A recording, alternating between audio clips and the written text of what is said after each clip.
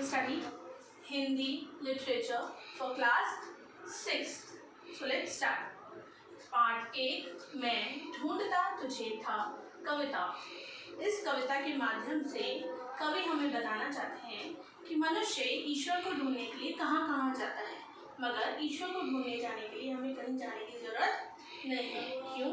क्योंकि ईश्वर दीन बंधुओं मतलब गरीब लोगों में होता है, हर एक कण कण में होता है और हर एक कार्य में होता है। तो अगर हमें ईश्वर की प्राप्ति करनी है तो हमें गरीब लोगों की मदद करनी चाहिए और जो भी हमारा काम है कर्तव्य है उसे पूर्ण निष्ठा से पूर्ण करना चाहिए। तो आइए, मैं ढूंढता तुझे था जब कुंज और वन में, कुंज मतलब बाग बगीचे और वन मतलब जंगल।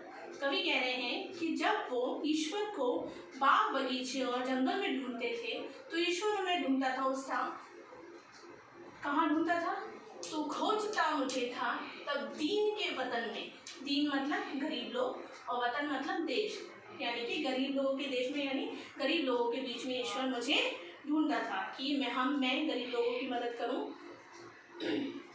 तो आह बन किसी की मुझको पुकारता था, मतलब जब किसी को हमारी मदद की ज़रूरत है और कोई हमें बुला रहा है तो जो आवाज़ है उसमें ईश्वर है। मैं था तुझे बुलाता संगीत में भजन में, और मगर मैं उस टाइम क्या करता था? मैं उस टाइम संगीत और भजन के द्वारा ईश्वर को बुलाता था।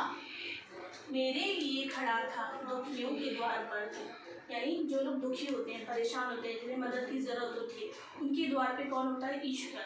और हम उनकी मदद करनी चाहिए, मगर हम कभी मदद उनकी कभी करते हैं, कभी नहीं करते। मगर जब ईश्वर वहाँ मेरा इंतज़ार कर रहा था तो मैं क्या कर रहा था? मैं बाट जोतता था तेरे किसी चमन में। बाट मतलब रास्ता, जोतता मतलब प्रतीक्षा और चमन मतलब बाग, यानी कि मैं किसी बाग में भगवान की प्रतीक्षा करता था, तपस्या करके वहाँ पे भगवान की प्रतीक्षा करता था। बनकर किसी के आंसू मेरे लिए बहा दो, यानी जब किसी को बहुत ज़्यादा दुख होता है, परेशानी होती है, हमारी मदद की ज़रूरत होती है, अगर वो इंसान रो रहा है तो उसके आंसुओं में कौन है? ईश्वर है। आंखें लगी थी मेरी तब मान और धन में, और उस टाइम हम क्या कर रहे थे? उस टाइम पे हम अपना मान बढ़ाने में लगे थे, धन बढ़ाने में लगे थे। धन मतलब पैसा बढ़ाने में लगे थे।